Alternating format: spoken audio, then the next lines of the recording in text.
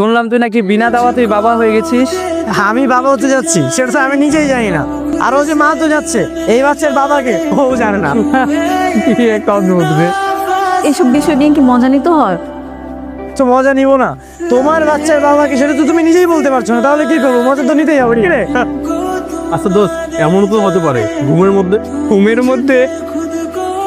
সেটাই হতে পারে তো, আমিও সেটাই ভাবছি। হ্যাঁ, আমিও তো সেটাই ভাবছি। এই, আমি কি তোমার সাথে কখনো এক খাটে ঘুমিয়েছি? হ্যাঁ, ওই যে বৃষ্টির দিন। হ্যাঁ, বৃষ্টির দিন? তোমার মনে পড়তেছে না? ওই যে বৃষ্টির দিন, বৃষ্টি হচ্ছিল, তারপর তুমি আর আমি যে এক খাটে শুলাম। সেদিন তো তুমি এক পাশে শুয়েছিলে আর আমি আরেক পাশে, আমাদের মধ্যে অনেক ডিস্টেন্স ছিল। কিভাবে কি হবে? কি হয়েছে দোস্ত? বাদ দে, বেচারি বলতে যাচ্ছে না বাচ্চাটার বাবাকে, তোর মনে করে চালায় দে, সমস্যা কি? কি বলছিস তোরা? তোরা কি বোকা? হ্যাঁ, এটা কখনোই সম্ভব না।